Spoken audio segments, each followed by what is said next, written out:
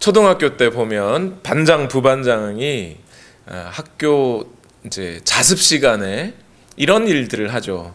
애들이 자습인데 열심히 공부는 안 하고 떠들면 반장이 뭐라 그래요? 분필을 들고 칠판 앞으로 간 다음에 떠드는 사람 이름 적을 거야. 이렇게. 예, 아마 그 반장으로서는 어쩔 수 없는 선택이었겠죠. 선생님의 권위에 기대지 않으면 이 학생들을 이렇게 질서를 잡을 수 있는 힘이 없으니까 아마 그렇게 했던 것 같아요. 그런데 그런 반장, 부반장 또는 선도부의 태도에 대해 학생들은 선생님을 어떤 분으로 알게 될까요? 저는 제가 중학교 2학년 때 담임 선생님이 사회 과목 선생님이셨어요. 그런데 어느 날 자습 시간에 열심히 공부하는데 학생이 수학 문제를 못 풀어서 저희 담임 선생님이 와서 수학 문제를 풀어주셨어요. 깜짝 놀랐어요. 아! 선생님이 수학 문제를 풀 수 있는 능력이 있구나. 깜짝 놀랐어요.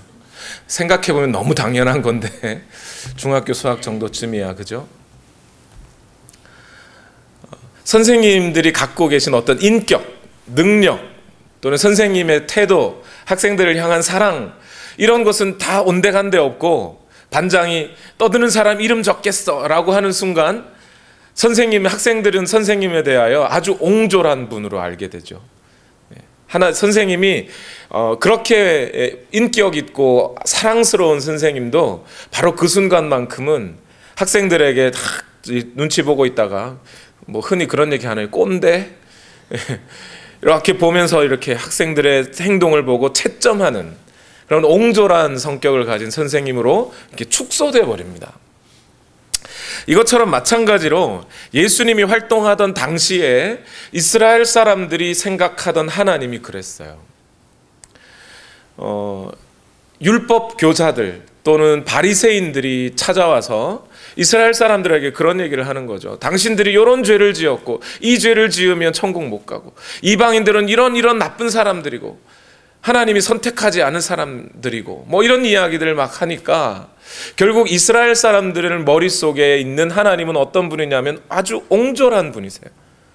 그냥 이스라엘 사람들, 이 세상에 수많은 사람들에 대한 사랑은 없고 그냥 이스라엘 사람들만 택하였고 그리고 그들 중에서도 안식일을 지키지 않으면 벌 주고 뭐 또 다른 어떤 뭐 11조 안 내면 벌 주고 그런 하나님이 아주 사람들의 행동을 이렇게 뒤에서 지켜보고 있다가 잘하면 상 주고 못하면 벌 주는 그런 아주 옹졸한 분으로 여겨지게 만들어 버렸어요. 사실 지나고 나면 우리의 기독교의 역사를 돌이켜보면 그렇게 된 적이 한두 번이 아닌 것 같아요. 대표적으로 종교개혁 시대에 천주교가 사실은 그랬죠. 여러분, 이 면죄부를 사시면 당신들의 영혼이 죽어서 천국 갑니다. 지금 예수님 안 믿고 죽은 여러분의 부모님들 살리고 싶습니까? 그럼 이 면죄부를 사십시오. 안 사면 당신들의 부모님은 여전히 지옥 백성입니다. 하나님은 어떤 분이세요? 그런 소리를 들을 때 하나님의 사랑이나 하나님의 은혜나 하나님의 능력이나 하나님의 위대하심이나 모든 세계를 창조하신 하나님의 그 크신 능력과 하나님의 하나님 되심에 대한 것은 보이지 않게 돼요. 그 순간 어떻게든 저 면죄부를 살 거냐 말 거냐, 그래서 내 영혼이 지옥 갈 거냐 천국 갈 거냐, 우리 죽은 아버지를 지옥 보낼 거냐 천국 보낼 거냐 하는 그 문제만 남아버리고 하나님은 매우 옹졸한 분으로 아주 축소되게 되어버리죠. 그러면서 종교개혁자들이 그때 이야기를 한 거예요. 하나님은 그런 하나님이 아니셔. 하나님은 그런 하나님이 아니셔. 오직 하나님의 은혜로, 그 위대하신 하나님의 사랑으로 오늘 우리에게 구원이 주어진 거야. 우리가 어떻게 뭘 하나 잘해서 하나님은 상 주고 못하면 벌 주는 그런 꼰대 같은 분이 아니시고, 하나님의 은혜와 사랑은 한없이 크시고 크시며, 하나님은 그 율법 위에 계시고, 하나님은 우리의 선입견 위에 계시며, 하나님은 그 어떤 능력자보다 능력 있으시며 이 세상 그 어떤 신들보다 뛰어나신 하나님이라는 사실을 알아야 해 하면서 하나님의 권위를 드러내고 하나님의 주권을 드러낸 것이 루터와 칼빈의 설교들이었어요. 오늘 이제 우리가 읽어갈 누가복음 5장 12절부터 있는 본문이 사실은 바로 이것을 말해주고 있는 본문이에요. 지금까지 누가는 예수님이 어떤 분이신지 소개해 왔습니다. 그분이 왕으로 오신 분이며 또한 이스라엘의 주권자이시고 야곱의 집을 세우실 분이라고, 하나님이 보내신 메시아라고, 그리스도라고, 사단보다 위대하시고 힘이 있으신 분이시며 그 어떤 이스라엘 사람들, 아니 그 수많은 사람들도 다 품으실 수 있는 능력 있는 분이라고 알려줬어요. 그러나 거기서 멈추지 않고 누가는 이제 지금부터 유대인들이 갖고 있었던 선입견들을 하나씩 깨뜨려 버리기 시작해요. 그것이 누가복음 5장 12절로부터 시작해서 누가복음 6장까지 이르는 말씀들이에요. 오늘 우리는 이제 이 본문들을 읽으면서 우리가 갖고 있었던 하나님에 대한, 또는 예수 그리스도에 대한 우리의 선입견, 우리의 생각, 우리의 마음이 너무 좁아버려가지고 우리를 구원하신 그 예수 그리스도까지도 너무 작게 여겨버리는, 우리가 눈에 보이는 세상이 너무 작으니까 이 천지만물 우주를 지으신 하나님의 위대하심을 더 작게 여겨버리는 그런 우리의 선입견을 깨버리고, 과연 예수 그리스도가 어떤 분인지, 성경이 말하고 있는 예수는 누구인지를 분명히 알게 되시기를 예수님 이름으로 축원합니다. 지난주 말씀에 따르면 이제 그물을 손질하던 어부들, 인생에 실패한 사람들에게 찾아오셔서 예수님이 새로운 사명을 주시는 것에 대해서 말씀을 나눴어요. 바로 이어서 오늘 우리가 읽은 본문, 이제 나병 환자, 요즘은 한센병이라고 그러죠. 나병 환자를 치료하신 예수님에 관한 말씀이 나옵니다. 다시 한번 말씀드리지만 우리가 만약 오늘 이 본문을 나병 환자를 치료하셨다, 아 예수님 능력 있구나, 주여 내 병도 치료해 주옵소서, 내가 기도하면 나도 다른 사람의 질병을 낫게 할 수 있을까? 아니면 어떤 능력 있는 목사님한테 가면 내 병 나을까? 이런 정도의 문제, 이런 차원에서의 말씀으로만 오늘 본문을 이해하면 우리는 이 본문을 충분히 이해하지 못합니다. 누가가 전해주고 있는 예수 그리스도가 어떤 분인지를 더 깊이 이해할 수 없게 돼요. 제가 마음이 급해서 뒤에 나올 얘기를 더 벌써 해버렸네요. 예. 오늘 이 말씀은 이 본문이 위치하고 있는 바를 가지고 정확하게 다시 한번 생각해 봐야 돼요. 학자들은 여기에 이 본문의 위치에 대해서, 이 본문이 왜 여기에 쓰여져 있을까에 대해서 크게 두 종류로 생각하고 있어요. 근데 제가 볼 때는 둘 다 맞는 얘기 같아요. 글을 쓰다 보면 결국 하나의 단락을 가지고 여러 가지 목적을 완수하게 해야 될 경우가 있잖아요. 그러니까 오늘 이 본문이 갖고 있는 목적이 크게 두 가지로 이 위치에 있다고 보는데요. 첫 번째는 어떤 거냐면 지난 단락에서 있었던 근거를 제시하는 단락이라고 보는 거예요. 그러니까 이 단락이 바로 앞에 있었던 예수님이 베드로를 부르신 그 장면과 연결지어 볼 수 있다고 생각하는 거죠. 왜 그런 어떤 얘기가 되냐면 예수님이 마지막에 베드로에게 뭐라 그러시죠? 그래 어부들에게 내가 너희를 사람들을 낚는 어부가 되게 해주겠다. 사람들의 어부가 되게 해주겠다고 하셨잖아요. 그러면 그 어부가 되어서 하는 일이 과연 뭘까? 어떤 일을 하라는 것인가? 예수님의 제자들이 해야 될 일이라면 이제 오늘날 교회가 해야 될 일이잖아요. 그 일이 과연 무엇이냐? 그건 바로 한센병에 걸린 그런 사람들을 고쳐주는, 생명을 얻게 하는 일을 해야 한다라는, 제자들이 해야 할 일을 구체적으로 안내해주는 그 문단이라고 생각하는 학자들도 있어요. 맞는 얘기 같아요. 또 한편 오늘 우리가 읽은 이 본문의 말씀은 예수님이 한센병 환자를 고친 다음에 그에게 뭐라고 하죠? 제사장에게 가서 네 몸을 보이라 그래요. 그 몸을 보이는 사건을 통해서 이제 한센병이 나았어요. 그걸 이 세상 사람들은 모를 수 있겠죠. 물론 본 사람은 알겠지만 모를 수 있는데 누구는 알게 돼요? 제사장은 알게 되죠. 그래서 이제 예수님의 이 사건이 유대 종교 지도자들에게 소문이 쫙 퍼지는 사건이 되어버립니다. 그래서 요 다음 단락에서부터는 계속해서 예수님이 유대 종교 지도자들이 그들 앞에서 기적을 행하시고 또 그들과 논쟁하는 이 사건들이 벌어져요. 그러면서 과연 예수 그리스도 자신이 어떤 의미에서 이 땅에 오시게 되었는지를 논쟁하시게 돼요. 그 사건, 그래서 오늘 본문은 이 뒤에 나타날 여러 논쟁들의 빌미를 제공하는 문단이 되기도 하는 겁니다. 그런데 제가 생각하기에는 둘 다 맞는 얘기예요. 둘 다 맞는 얘기예요. 오늘은 이 사건 자체가 갖고 있는 의미에 먼저 집중하려고 합니다. 그래서 다음 단락에 가야 이 사건의 의미가 무엇인지를 조금 더 자세하게 알 수 있게 됩니다. 그래서 오늘 먼저 누가복음 5장 12절을 읽겠는데요.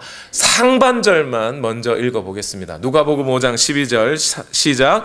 예수께서 어떤 동네에 계실 때에 온 몸에 나병이 든 사람이 찾아왔다. 아멘. 언제 이 일이 있었다고요? 구체적으로 언제라는 이야기가 사실은 이 장면에는 빠져 있어요. 베드로를 부르신 그 사건으로부터 며칠 뒤인지 아니면 몇 달 뒤인지 한 해 뒤인지 그 얘기가 없어요. 사실은요. 그러니까 학자들이 이 문단을 바로 앞에 문단하고 연결지어 생각하는 거예요. 그리고 장소가 어디였다고요? 그냥 어떤 동네예요. 그냥 어디 가버나움이다, 벳세다 연못가였다, 아니면은 무슨 다른 어떤 얘기를 하는 게 아니고 그냥 예수께서 어떤 동네, 이 동네가 어딘지는 구체적으로 알 수 없어요. 그러나 대충 감을 잡기로는 갈릴리 지역 어디였겠거니라고 생각은 할 수 있죠. 아직 전체 갈릴리 사역이 9장까지 계속되니까 갈릴리 지역 어디였겠구나 이런 생각은 듭니다. 근데 누가는 일부러 언제 이 일이 있었는지 또 구체적으로 어떤 동네에서 있었는지 그 이야기는 하지 않음으로써 앞단락과 연결이 되어 있는 이야기라는 것을 말해주는 거예요. 그런데 저는 그것보다 더 중요하게 오늘 이 본문에 참 이상한 점 한 가지가 있다는 것을 발견해야 된다고 믿습니다. 뭐냐면 여러분, 예수께서 어떤 동네에 계실 때에 온 몸에 나병이 든 사람이 찾아왔다 그랬어요. 여러분, 나병이 어떤 병인가요? 정확하게 세균, 한센이라고 하는 분이 그 세균을 발견해서, 발명하면 안 되죠. 발견해서 그 한센병이라는 이름이 주어진 건데요. 이 나균이라고 하는 세균에 감염되어서 걸리는 병입니다. 나균은 제가 알기로는, 제 짧은 지식으로는 이 공기 중에, 사람 몸에 있을 때는 살아서 막 움직여서 사람에게 병이 나게 하지만 공기 중으로 나오면 3초 만에 죽는 균이에요. 물론 전염성은 있고요. 나균에 딱 들어오면. 그러니까 어떤 환자가 나병에 걸렸다 그러면 어떻게 되는 거예요? 재수가 좋아요, 안 좋아요? 되게 안 좋은 거예요. 3초 만에. 그러니까 그 소록도에서 사역하셨던 어떤 분들의 이야기에 따르면 그 나 환자들의 몸을 만지고 심지어 그들의 피고름을 빨아주는 일을 했어도 나병에 걸리지 않는 사역자들도 있었다 그래요. 그러니까 나병에 걸렸다는 것이 매우 사람들의 생각으로는 재수 없는 일이 되는 거죠. 그래서 나병에 걸리게 되면 점차 처음에는 살갗에 버짐같이, 그죠? 마른 하얀 그 버짐같이 이렇게 피다가 시간이 지나면서 이 신경이 죽게 되죠. 그러면서 피부에 어떤 느낌이 사라져요. 그리고 겉으로 드러나 있는, 돌출되어 있는 모든 몸의 신체 기관들, 손가락, 발가락, 코, 귀 이런 것들이 썩어 문드러지죠. 그래서 문드러진다 그래서 문둥병이에요. 어떤 시인이, 한국의 어떤 시인이 그런 시를 적었죠. 소록도 가는 길, 그러면서 자기가 소록도로 가는 길에 피곤해서 앉아서 신발을 벗었는데 발가락 하나가 사라졌다, 이런 없어졌다는 얘기. 발가락 하나가 부러져 나가도, 썩어져 나가도 이렇게 느낌이 없는 그런 병이에요.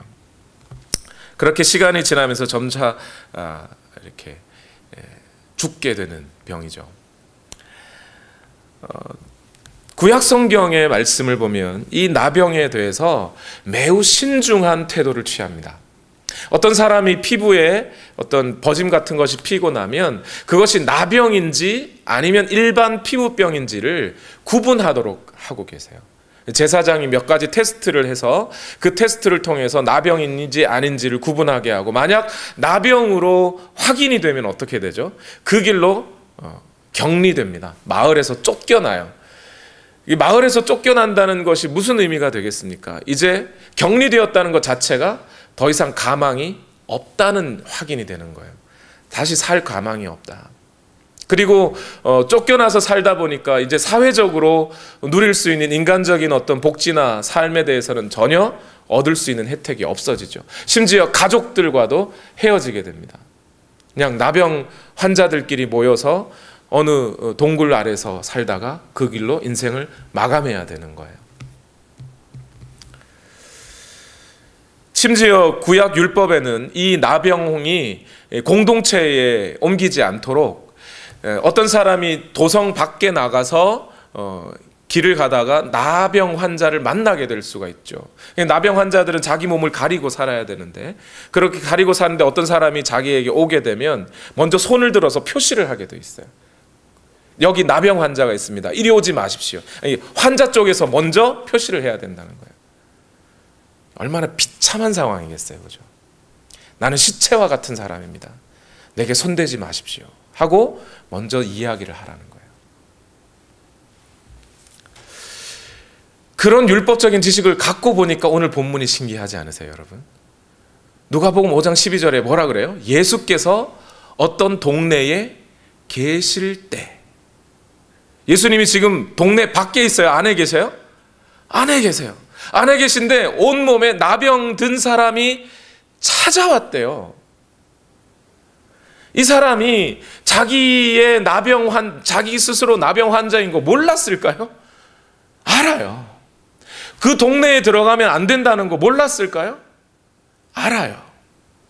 알지만 자기에게 남은 마지막 희망, 마지막 하나, 예수 그리스도가 나를 낫게 해줄 수만 있다면 내가 이 병에서 나을 수 있을 텐데, 그 믿음 하나 가지고 나오는 거예요. 그렇게 이 사람이 동네에 들어오면 어떻게 되죠? 사람들이 도리어 돌로 쳐서 쫓아낼 수도 있어요. 더 큰 죄를 짓는 것이 되는 거예요.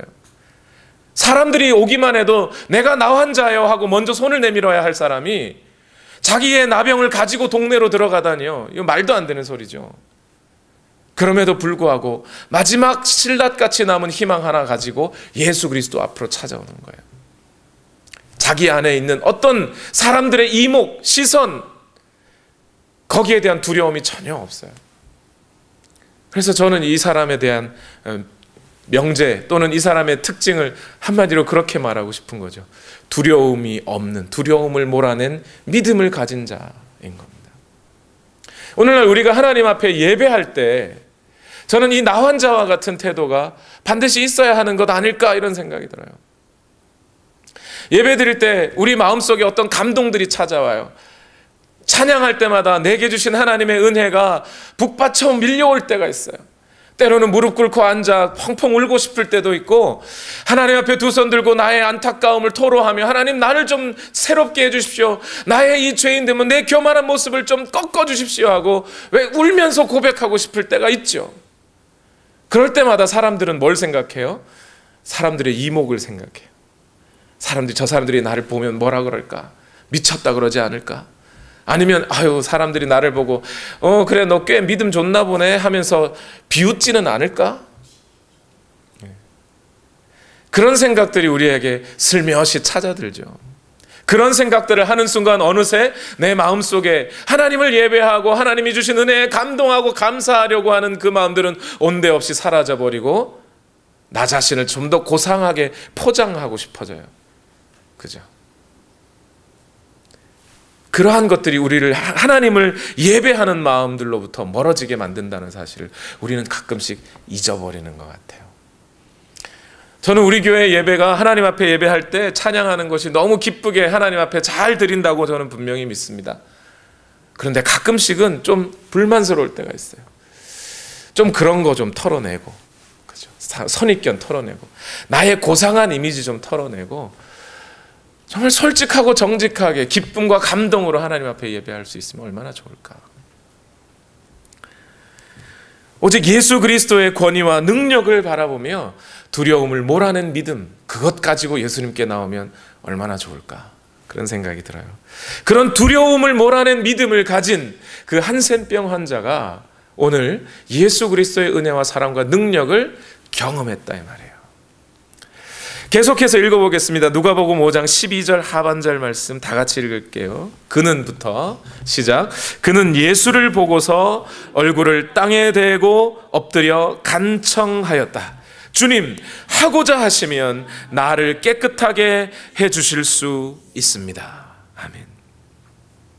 우리는 여기에서 이 한센병 환자의 예수님을 향한 요청, 이 문장에서 우리가 과연 예수님을 주님이라고 부르는 우리가 예수님을 진짜 우리의 주인이라고 여긴다면 우리는 그분께 과연 어떤 태도를 가져야 할지, 가장 기본적으로 어떤 마음을 가지고 그분께 나아가야 할지에 대해서 오늘 이 한센병 환자는 너무 좋은 모델을 보여주고 있다고 믿어요.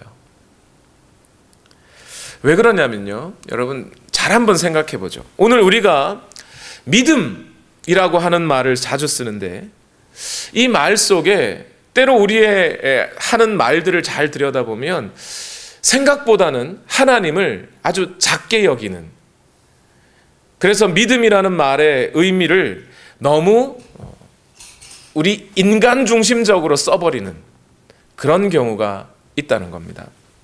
누군가가 병이 들었습니다. 의사한테 찾아가 봤습니다. 의사 4명, 5명 다 찾아가 봤는데 의사가 병 낫지 않는다고, 이건 3개월 후에 죽을 병이라고 시한부 판정을 받았습니다.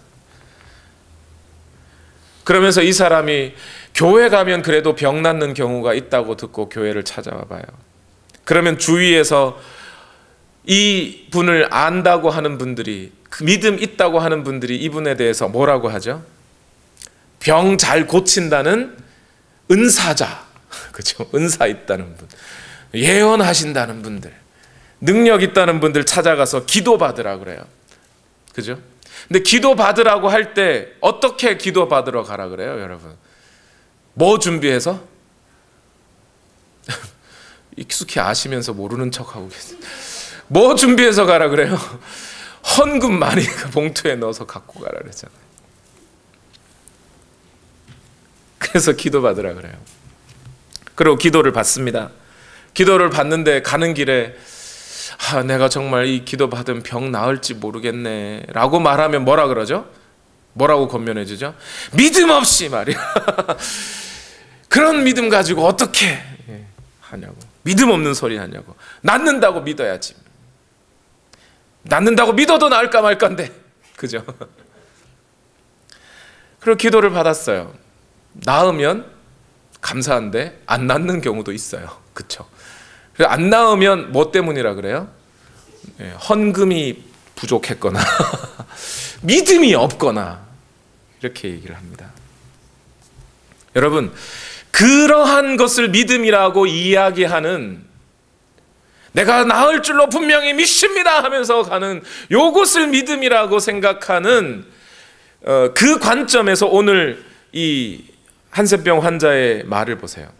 주님, 하고자 하시면, 하신다면 이 사람 믿음 있는 거예요, 없는 거예요? 없는 거예요. 그렇죠?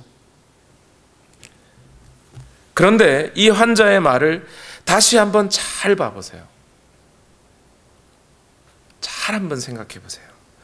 그리고 이 환자가 하고 있는 말에 어떤 사용법, 용법 어디서 많이 본 것 같지 않으세요? 당신이 하시고자 하신다면. 뭐하고 비슷해요? 예수님이 겟세마네 동산에서 주여 이 잔이 내게서 옮겨가기를 원합니다. 그러나 당신이 원하신다면 당신 뜻대로 되기를 원합니다. 그 예수님의 고백하고 거의 비슷하지 않아요, 여러분? 물론 그 예수님이 갖고 있었던 예수님이 가졌던 하나님에 관한 지식, 예수님이 갖고 있었던 구체적인 그 교리의 어떤 정확성, 이런 것들을 이 한센병 환자가 다 갖고 있었다고 생각지는 않습니다. 그러나 적어도 이 한센병 환자는 주님이 어떤 어떤 의도를 갖고 계신지를 물어보고 있다는 거예요. 이 환자의 말을 보세요. 주님, curious라고 부르고 있어요.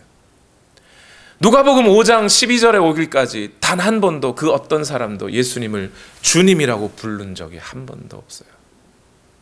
그런데 이 환자는 예수님을 보자마자 그분에게 말하는 거예요. 주님, 당신은 왕과 같으신 분입니다. 당신은 왕과 같은 능력이 있으신 분입니다. 당신은 왕과 같은 권위가 있으신 분입니다.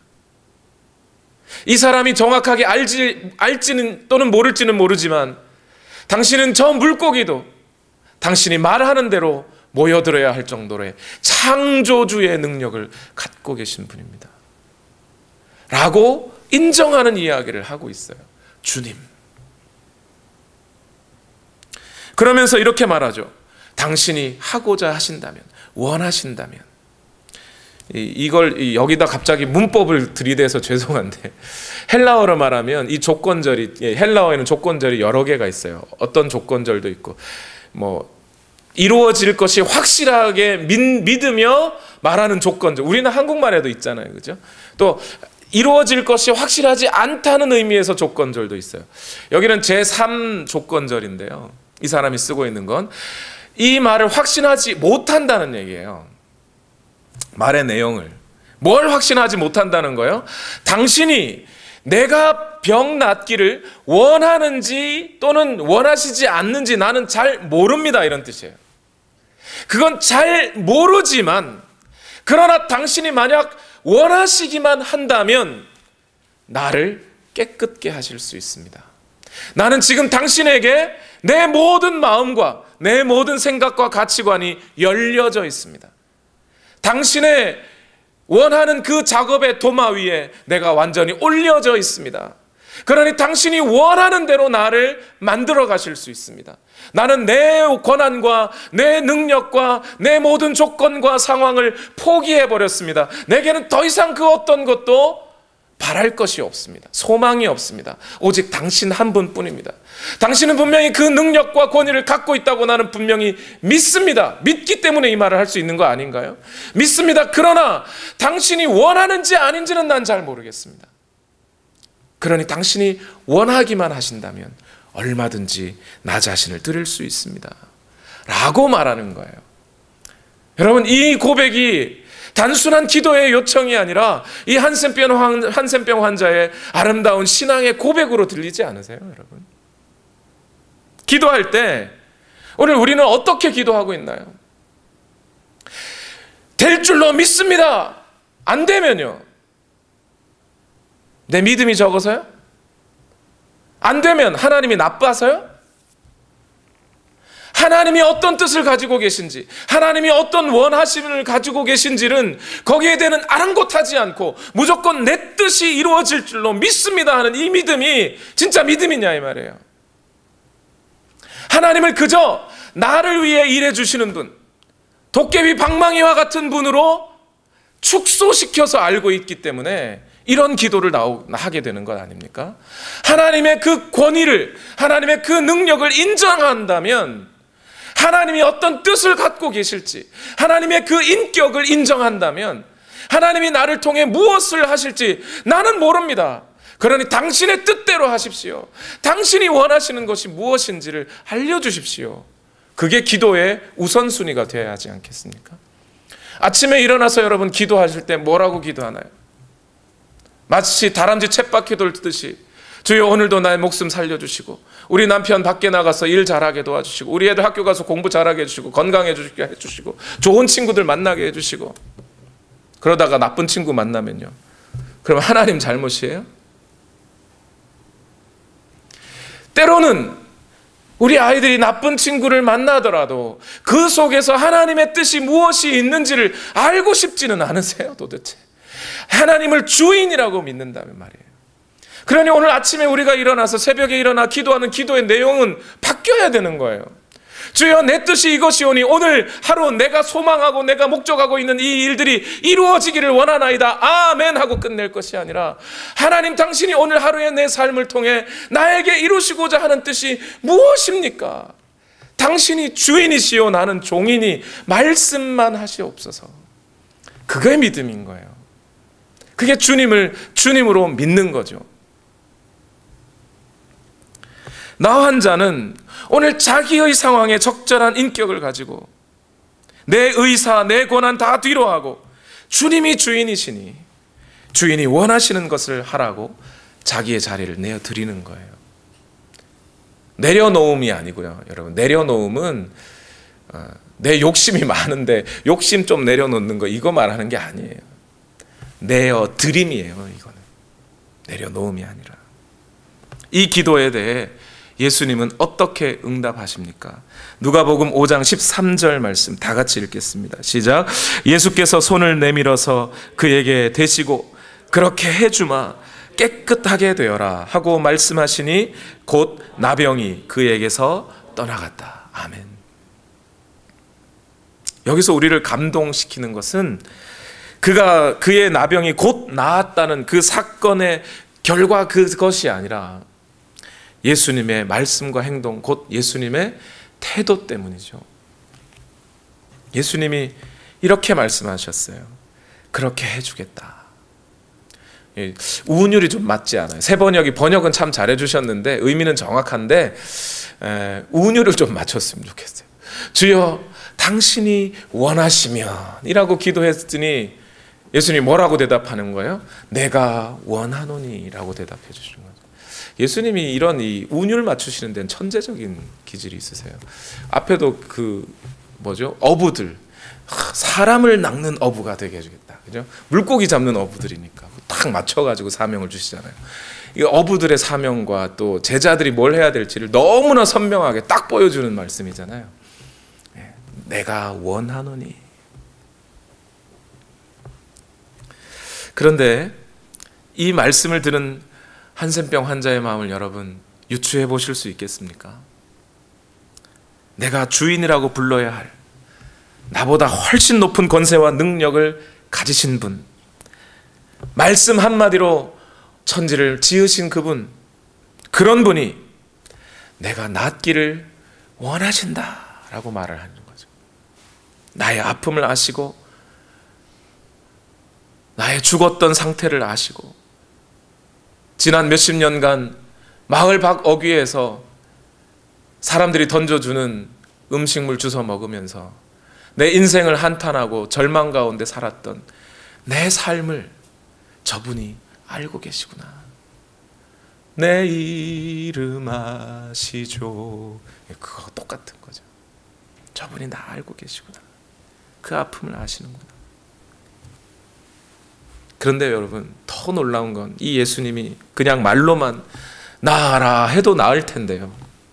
어떻게 하셨다고요? 말씀하실 때 그냥 말만 하지 않으시고 손을 내밀어 그에게 대시며 터치하셨어요.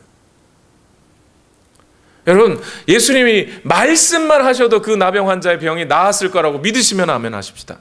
저도 그렇게 믿습니다. 그런데 예수님은 굳이 그에게 손을 대고 계시다는 거예요. 이것이 무슨 의술의 활동이 아니에요. 아니면 실로암 못에 가서 눈을 씻고 나왔던 그에게 이렇게 진흙을 발라 이렇게 눈을 발라준 그런 게 아니에요. 그냥 대시는 거예요. 왜 되셨을까요? 한국 사람들이 갖고 있는 특징과 비슷한 것 같아요. 이거는 제가 볼 때는 예수님도 한국 사람들이 특히 우리 젊은 아가씨들이나 아주머니들 이렇게 막 서로 이야기하다가 막 신나는 얘기해서 막 웃으면 어떻게 하죠? 막 때리면서 웃어요. 막 만지면서 그죠? 예. 자기의 감정을 절제하지 못하여 예. 그 지하철도 타보면요, 한국 지하철하고 저도 미국에서 지하철은 안 타봤습니다. 미국 사람들이 이렇게 홀웨이를 다니는 거하고는 달라요. 한국 사람들은 부딪혀도 괜찮아요, 그죠? 막 부딪히면서 가요. 실례합니다 하면서 이미 몸은 어깨가 쑥 들어와 있는데 미국에서 그랬다가는 좀 많이 결례죠. 근데 아마 예수님도 그랬던 것 같아요. 이 나병 환자를 향한 예수님의 그 마음이 그냥 보고만 있을 수 없어. 그 사랑을 사랑에 그냥 절제할 수 없는 마음에 이렇게 손을 대신 것이 아니겠나. 그런데 여러분, 이 나 환자의 몸에 손을 댄다는 것이 그 당시에는 어떤 의미일까요? 나 환자예요. 이미 시체와 같은 자예요. 그에게 손을 대면 누가 시체가 돼요? 내가 시체가 돼요. 나도 쫓겨나야 돼요. 율법에 그렇게 하라고 돼 있어요. 그걸 예수님이 모르셨을까요? 예수님이 사람들로부터 소외받게 될 수 있다는 가능성을 모르셨을까요? 자기 인생이 거기에서 끝날 수도 있다는 걸 모르셨을까요? 알아요. 그래도 그 자신의 사랑에 겨워 몸에 손을 대시는 거예요. 이 사랑은 어떤 사랑이요? 두려움을 몰아낸 사랑. 그 어떤 것도 이 한센병 환자를 향한 그 주님의 사랑을 막을 길이 없어요. 모든 두려움을 몰아낸 사랑, 두려움 없는 사랑으로 대답하고 계신 거예요. 예수님이 이 나병 환자를 치료하셨다는 것은 이제 예수님이 자신이 선포하신 이사야 61장과 또 누가복음 4장 18절과 19절에 이루셨던 그 말씀을 이루고 계시는 사건이에요. 다 같이 읽어봅시다. 시작. 주님의 영이 내게 내리셨다. 주님께서 내게 기름을 부으셔서 가난한 사람에게 기쁜 소식을 전하게 하셨다. 주님께서 나를 보내셔서 포로된 사람들에게 해방을 선포하고 눈먼 사람들에게 눈뜸을 선포하고 억눌린 사람들을 풀어주고 주님의 은혜의 해를 선포하게 하셨다. 이것이 예수님 자신의 생애에 관한 선언이셨잖아요. 예수님이 이 선언대로 소외된 자들, 가난한 자들, 억눌린 자들, 포로된 자들, 눈먼 자들을 위하여 그들에게 찾아가 해방과 자유를 선포하는 그 희년의 역사를 예수님이 지금 이루고 계시다는 거예요. 그 첫 번째 타자가 한센병 환자였던 거죠. 하나님 나라의 역사가 일어나고 있는 그 현장에 이 한센병 환자가 있는 거예요. 그리고 예수님은 그 하나님의 나라, 진정한 희년의 역사가 이루어지는 이 사건이 무엇으로부터 시작하고 있는 거예요? 예수님의 사랑으로부터. 두려움을 몰아낸 그 사랑이 원동력이 되어 이제 이 땅 가운데 그 하나님의 역사가 세워져 가고 있다는 것을 직접 몸소 보여주고 있다는 거예요. 우리가 하나님 앞에 나아갈 때, 우리가 하나님 앞에 기도할 때, 적어도 우리가 하나님 앞에 공적인 예배로 모여서 예배를 드릴 때 우리가 이 마음 정도 하나만 좀 가지면 안 될까요?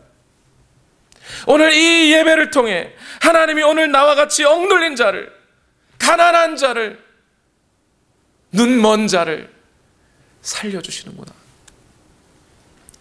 그분의 능력을 인정하고 그분의 권위를 인정하고 그분의 선하신 뜻이 오늘 내게 이루어지기를 바라며 나아가는 사람들, 그들이 진정한 예배자가 되지 않겠느냐 이 말입니다. 예수님은 이제 이 한센병 환자에게 몇 가지 당부를 하십니다. 누가복음 5장 14절 말씀 다 같이 읽겠습니다. 시작. 예수께서 그 사람에게 아무에게도 말하지 말라고 명하시고 이렇게 말씀하셨다. 가서 제사장에게 내 몸을 보이고 내가 깨끗하게 된 것에 대하여 모세가 명한 대로 예물을 드려서 사람들에게 증거로 삼아라. 여러분, 때로 어떤 사람의 한마디 말은 여러 가지 맥락에서 중요한 의미를 갖게 될 때가 있죠. 오늘 예수님의 이 말씀이 그렇습니다. 한마디로 이 예수님의 말씀의 중요성을 다 설명하기는 어려운데 그나마 그래도 몇 가지만 말씀을 드리면 이래요. 첫 번째, 예수님이 이 한센병 환자에게 뭐라고요? 율법을 따라 내 몸을 제사장에게 보여라. 일단 뭐 하라는 거예요? 율법을 지키라는 거예요. 모세가 명한 예물을 드려라, 증거로 삼아라 하십니다. 왜 하필 제사장에게 보여요? 의사가 아니라? 병 고쳐졌는데 의사가 병 나았습니다 했는데 왜 제사장이요? 그 당시 사람들은 이 한센병이 죄와 밀접한 연관이 있다고 생각했어요. 그래서 제사장에게 보여야 돼요. 그래서 제사장이 보고 병이 나았으면 이 사람의 죄도 사해진 것이라고 인정해 줘야 한다는 거죠. 또 제사장이 그렇게 해줘야 사회적으로도 그 공동체 안에 들어갈 수가 있게 되겠죠.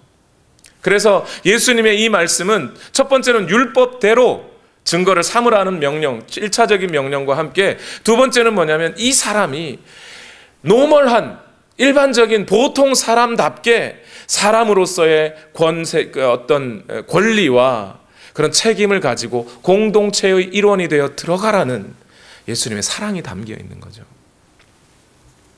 그런데 이 말씀을 좀 더 깊이 말씀을 뜯어보면 이 말씀 가운데 매우 영적인 의미가 또한 담겨 있다는 것을 우리는 발견하게 됩니다. 예수님이 뭐 하라고요? 뭘 내라고요? 모세가 명한 예물을 드려 증거를 삼아라 이랬어요. 이게 돈 내라. 예수님이 또 헌금 강요하시네. 헌금 강요하는 목사들이 별로 뭐 이런 그런 뜻일까요? 잘 한번 생각해 보세요. 모세가 명한 예물이 뭐예요? 레위기 14장 4절에서 9절 말씀입니다. 조금 복잡한데 이해하시면서 다 같이 읽어보겠습니다. 시작. 제사장은 사람들을 시켜서 그 환자를 정하게 하는데 쓸 살아있는 정한 새 2마리와 백향목 가지와 홍색 털실 한 뭉치와 우슬초 한 포기를 가져오게 한다. 그리고 제사장은 사람들을 시켜서 그 2마리 새 가운데서 1마리를 잡아서 생수가 담긴 오지 그릇에 담게 한다. 그렇게 한 다음에 제사장은 백향목 가지와 홍색 털실 한 뭉치와 우슬초 한 포기와 그리고 그 살아있는 나머지 새를 가져다가 생수가 섞인 죽은 새의 피에 찍어서 악성 피부병에 걸렸다가 정하게 된 그 사람에게 7번 뿌린다. 그런 다음에 제사장은 그에게 정하다고 선언하고 살아있는 새는 들판으로 날려보낸다. 정하다는 선언을 받은 그 사람은 옷을 빨고 털을 모두 밀고 물로 목욕을 하면 정하게 된다. 그리고 진으로 돌아온 뒤에 그는 1회 동안 장막 바깥에서 살아야 한다.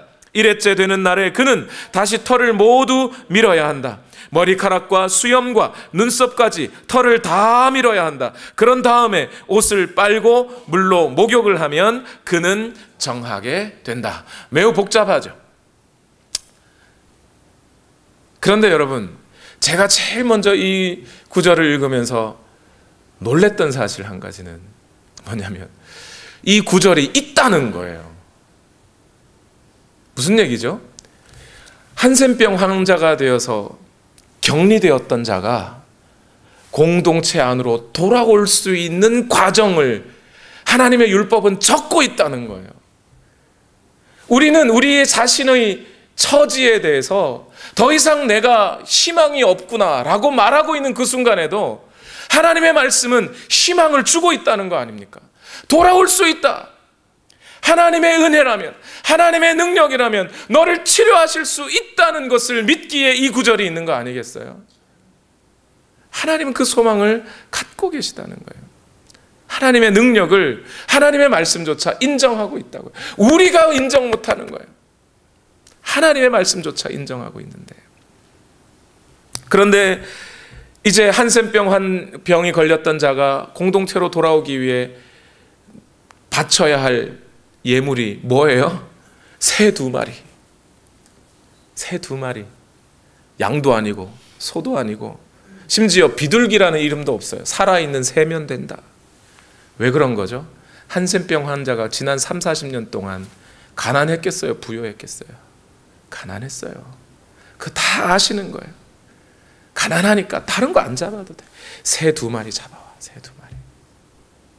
그거면 충분하다는 거예요. 그리고 그 2-3마리를 잡아 가지고 와서 어떻게 하라는 거예요? 둘 중에 1마리는 깨끗한 물에 피를 흘리고 1마리는 갖고 있다가 그 피를 흘린 그 그릇에 물이 섞여 있겠죠. 그 새 1마리를 찍으라는 거예요. 그리고 찍어서 그 새의 피에 묻은 피를 한센병 걸린 환자에게 7번 뿌리고 제사장은 정하다라고 선언해 주라는 겁니다.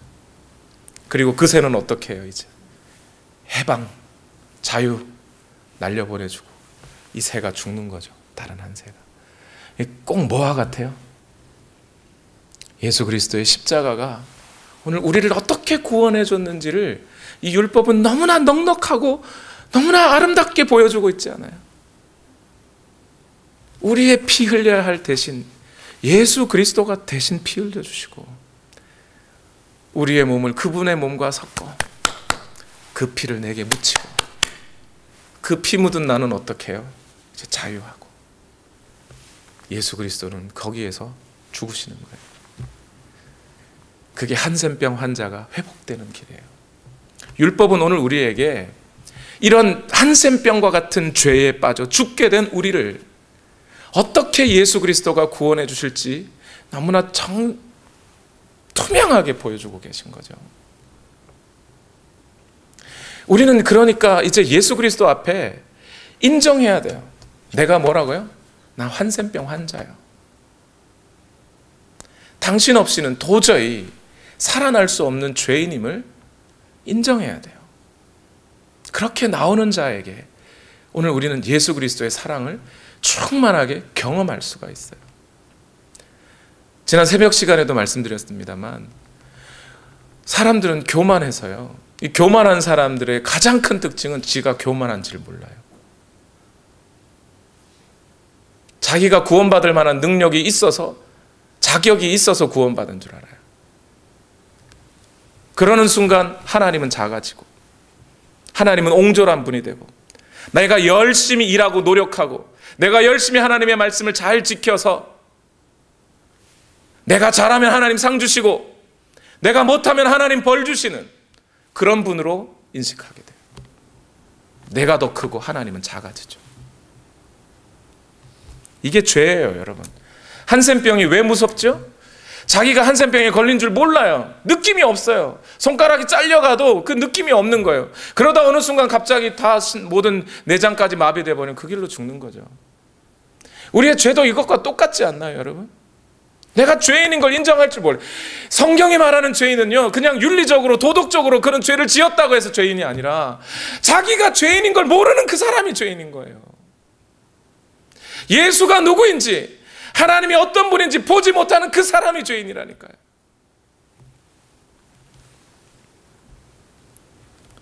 오늘 교회 성도들을 보세요. 교회에 올 때 죄인이라고 하는 인정함을 가지고 오는지, 심지어 교회까지 와서도 죄인임을 인정하고 와야 될 텐데 교회에 와서도 고상해지고 싶어요. 고상한 대우를 받고 싶어요. 자기를 증명하고 싶어요. 자기 달란트 드러내고 싶어요. 자기 능력 드러내고 싶어요. 그러면서 상대적으로 남을 깔봐요. 좋은 성도, 내가 친할 만한 성도 또는 저 사람 상종하지 못할 사람을 구분해요. 자기는 똑똑하고 잘 안다고 생각해요. 그래서 사람들 볼 때마다 다 무시해요. 내 지식을 자랑해요. 비교하고 경쟁하고 그 자체가 이미 교만해서 그런 거예요. 그런데 그 교만한 걸 몰라요. 목사들도 비슷해요.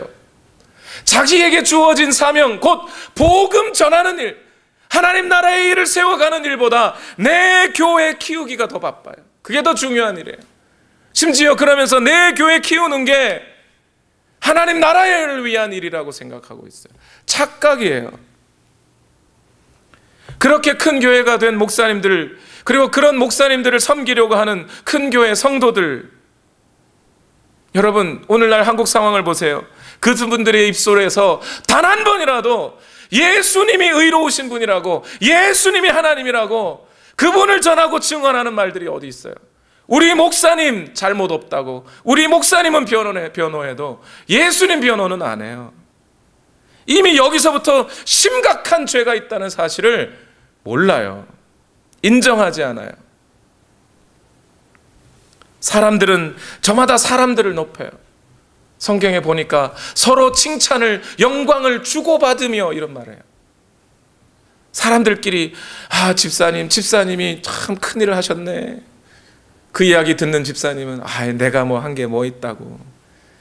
그래도 집사님이 그렇게 헌신을 하셨으니까 그래도 이 정도 일이 된 거지, 아니었으면 어쩔 뻔했어, 이러면서 서로 영광을 주고받아요. 집사님 참 칭찬도 잘하셔 뭐 이러면서. 교만해서 교만한 줄도 모르는 사람들 이야기예요. 목사가 예배 드리자 그러면 자기는 예배 드리지 않아도 될 사람인 줄 알아요. 율법인 줄 알아요. 목사가 잔소리하는 줄 알아요. 우리는 이미 그 살아계신 하나님을 인하여 이 세상 그 어떤 피조물보다 아름다운 영광의 찬양을 하나님께 올려드리고 예배 드리는 자가 되기 위하여 오늘 우리가 지어졌다고 하는데도, 공적인 예배로 나와 하나님을 예배하자고 그렇게 외쳐대도 목사가 자기 목회를 위해서 그러는 줄 알아요. 우리 안에 있는 지식이, 예수를 아는 지식이 고작 예수 그리스도를 내게 복 주시는 분 정도로 알고 있으니까 그런 태도가 나오는 거예요. 예배 가서 얻는 게 뭔데, 예배 가면 어떤 복을 받는데, 이것만 따지고 있지 과연 그 예수 그리스도가 우리의 예배를 받을 만한 분이라는 사실에 대해서는 눈 멀어버렸잖아요. 그러니 예수님을 향한 감동과 감격이 사라져버렸고, 그 감격과 감동도 사라진 것도 드럼이 없어서라고 생각하거나, 찬양 인도하시는 분들이 기타를 잘못 쳐서 그렇다고 생각하지, 내 속에서 하나님을 인식하는, 하나님에 대한 지식이 썩어 문드러져 버렸다는 사실은 인정하지 않죠. 그게 오늘날의 현실이에요. 이제 사건의 마무리로 들어가겠습니다. 누가복음 5장 15절과 16절 말씀 다 같이 읽겠습니다. 시작. 그러나 예수의 소문이 더욱더 퍼지니 큰 무리가 그의 말씀도 듣고 또 자기들의 병도 고치고자 하여 모여들었다. 그러나 예수께서는 외딴 데로 물러가서 기도하셨다. 여러분, 예수님은 이제 이 사건을 이렇게 마무리하고 계세요. 여러분, 나병 환자가 나았다는 이 사건은요, 이스라엘 역사 가운데 보기가 참 드문 사건입니다. 딱 한 번 있었어요. 여러분도 이미 알고 계신 사건. 누구요? 이스라엘 역사 중에 나병 환자가 나은 사건은 딱 한 번밖에 없어요. 아람 장군 나아만이 병 나았던 사건이에요. 그런데 거기에 대해서 예수님은 한 번 언급을 하셨습니다. 누가복음에서. 누가복음 4장 27절 말씀 다 같이 읽어볼까요? 시작. 또 예언자 엘리사 시대에 이스라엘에 나병 환자가 많이 있었지만 그들 가운데서 아무도 고침을 받지 못하고 오직 시리아 사람 나아만만이 고침을 받았다. 예수님은 지금 이런 이야기를 하고 계신 거예요. 몸소 보여주고 계세요. 과연 누가 치료받을 사람인가? 내가 치료받아야 할 사람이라고. 내가 한센병자와 같이 죄인과 같은 그 죄 속에서 더 이상 건져날 수 없는, 예수 그리스도가 아니면 다른 소망이 없는 자라고 하는 그 사람들이라야 건짐을 받아요. 그러나 예수님의 나사렛 동네 사람들처럼 예수님에게 다른 어떤 떡고물이라도 떨어질까 기대했던 사람들은 예수님의 그 은혜를 입을 자격이 없어지는 거예요. 예수님이 이 나병 환자를 고치셨다는 소문은 퍼져나갈 수밖에 없습니다. 그리고 사람들이 몰려들 겁니다. 거기에 대해 예수님은 피하셨어요. 오늘 본문 16절에는 예수님이 외딴 곳으로 가셨다 그래요. 예수님은 기도하러 가셨어요. 여기 외딴 곳이 어떤 곳이죠? 헬라어로는 에레모스로 되어 있어요. 광야라는 거예요. 예수님 다시 광야로 가셨어요. 왜요? 거기에서 하나님의 인도함을 받기 위해서, 하나님으로부터 오는 힘과 능력을 다시 받기 위하여, 하나님과 동행, 저는 동행이라는 이 말조차도 매우 교만한 걸로 들려요. 내가 가는데 하나님이 같이 붙어주셔야 된다, 뭐 이런 뜻 같이 들려요. 하나님이 가시는데 내가 뒤따라가는 거예요. 강아지 산책 나오면 강아지가 먼저 가면 길 잃어요. 그죠? 동행이 아니라 우리는 그 하나님 뒤에 졸졸졸 따라가야 되는 존재들이죠. 예수님이 그 모습을 보여주는 거죠. 광야로 가서 하나님의 음성을 듣고 다시 하나님을 찾고, 사람들이 자기에게 찾아오서 인기가 많다고 해서 그 인기에 영합하지 않는. 그런데 오늘 이 말은요, 이 말씀은 자세히 가만히 들여다보면 꼭 뭐처럼 보이냐면, 제 눈에는 마치 앞에서 배가 갈라져 죽은 한 마리 새와 같이 예수님이 조용히 사라져 가시는 그 모습으로 보이기도 해요. 우리에게 구원을 이루시는 그 예수님. 오늘 이 말씀을 통해 오늘 저와 여러분이 어떻게 구원을 얻었는지, 우리가 어떤 그분 앞에 어떤 사람이 되어야 될지, 우리가 그분을 어떻게 인식해야 될지 다시 한번 우리 마음을 새롭게 하시는 시간이 되셨길 예수님 이름으로 축원합니다. 우리 다 같이 기도하십시다. 그리고 이 찬양을 드렸으면 좋겠습니다. 우리 죄 위해 죽으신 주, 십자가 그 사랑 감사하네. 날마다 주의 형상대로 변화되리라. 십자가 우리를 새롭게 하리. 우리에게 향하신 그 두려움 없는 사랑, 그 사랑으로 한센병자와 같이 된 나에게까지 찾아오셔서 나를 구원해 주신 예수 그리스도의 그 사랑을 기억하며 우리 찬양을 드립시다. 우리 죄 위에 죽으신 주, 우리 죄 위에 죽으신 주, 십자가 그 사랑 감사하네. 날마다 주의 형상대로 변화되리라. 십자가 우릴 새롭게 하리. 우리 죄 위에 죽으신 주, 우리 죄 위에 죽으신 주, 십자가 그 사랑 감사하네. 날마다 주의 형상대로 변화되리라. 십자가 우릴 새롭게 하리. 놀라운 사랑 찬양하리라. 찬양하리라. 우리를 위해 생명 주셨네. 놀라운 사랑, 놀라운 사랑 찬양하리라. 십자가의 그 놀라운 사랑, 주의 놀라운 사랑 찬양하리라. 우리를 위해 생명 주셨네. 아멘 아멘. 놀라운 사랑 찬양하리라. 십자가의 그 예수, 예수, 오 능력의 그 이름 예수,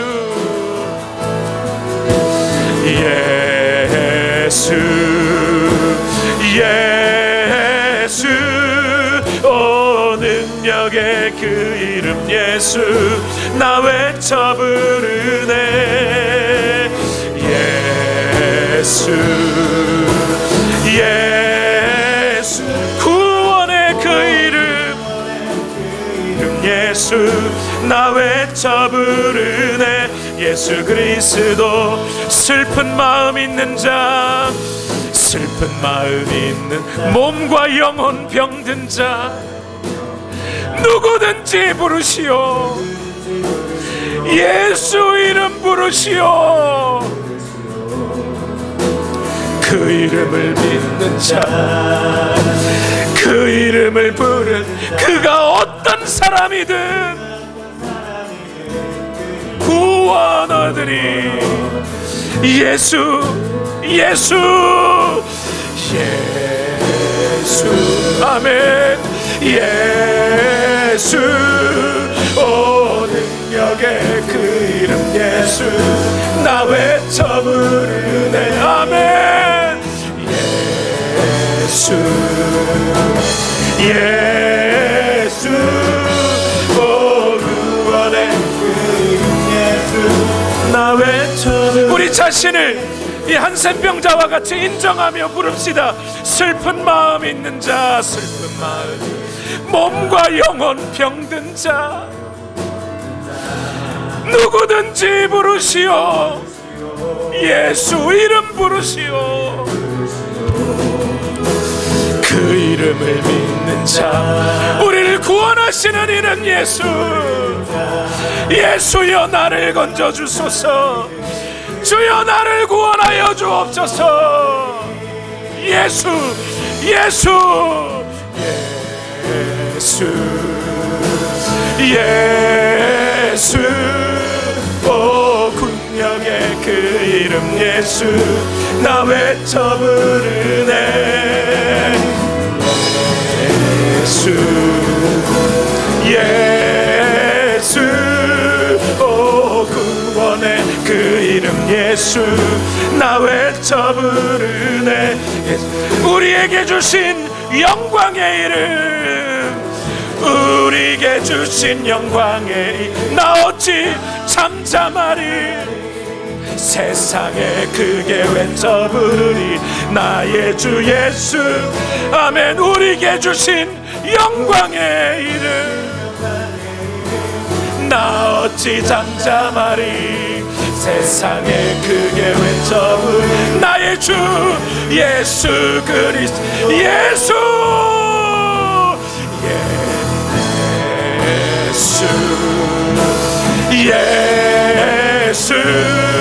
오 능력의 그 이름 예수, 나 외쳐 부르네.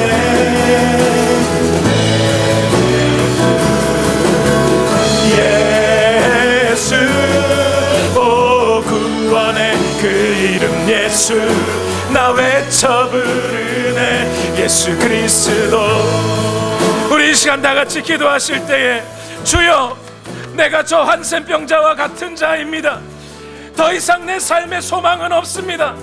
내 삶에 예수 그리스도 외에는 다른 어떤 구원의 이름이 주어져 있지 않습니다. 내게 아무런 경건이 없습니다. 내게 아무런 자랑할 만한 것이 없습니다. 인정합니다. 고백합니다. 예수여 나를 건져주시고 나를 고쳐주소서. 우리 다같이 주여 한번 외치고 합심하여 기도합니다. 주여,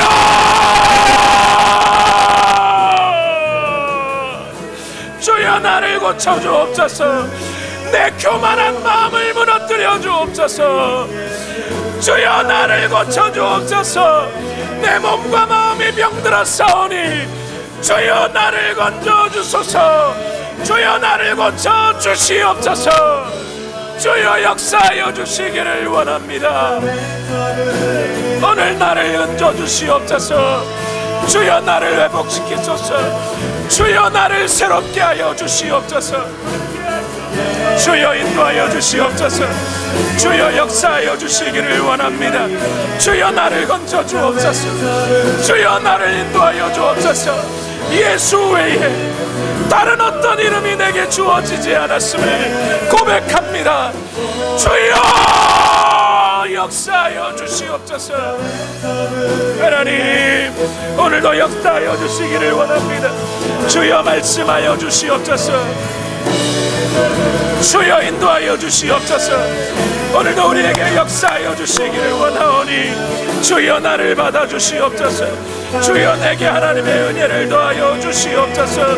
아버지여 인도하여 주시기를 원합니다. 아버지 하나님 함께하여 주시옵소서. 주여 역사하시고 인도하여 주시기를 원하오니 오늘도 내게 하나님의 은혜를 허락하여 주시옵소서. 아버지 하나님 함께하여 주시기를 원하옵니다. 주여 나를 받아주시옵소서. 주여 나를 받아주시옵소서. 주여 나를 건져주시옵소서. 주여 나를 인도하여 주시옵소서. 하나님의 영으로 나를 충만케 하여 주시옵소서. 아버지 오늘도 인도하여 주시옵소서. 아버지여 역사하여 주시옵소서. 하나님 은혜를 더하여 주시옵소서. 주여 인도하여 주시옵소서.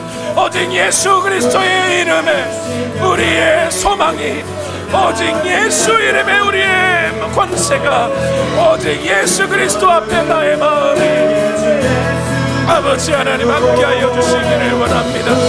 아버지 하나님 역사하여 주시옵소서. 아버지 하나님 함께하여 주시옵소서. 주여 말씀하여 주시옵소서. 주여 역사하여 주시옵소서. 오늘 우리의 인생이 무엇입니까? 주여 나를 받아주시고 인도하여 주시기를 원합니다. 아버지 하나님 인도하여 주시옵소서. 아버지 역사하여 주시옵소서. 주님 인도하여 주시옵소서. 오늘 우리의 마음이 인도하여 주시옵소서. 오늘 나를 붙들어 주시옵소서. 주여 오늘도 역사하시기를 원합니다. 주여 나를 받아 주시옵소서. 주여 우리를 건져 주시옵소서. 주여 나를 고쳐 주시옵소서. 오늘 내가 주님 앞에 완전히 무너지기를 원합니다. 아버지 인도하여 주시옵소서.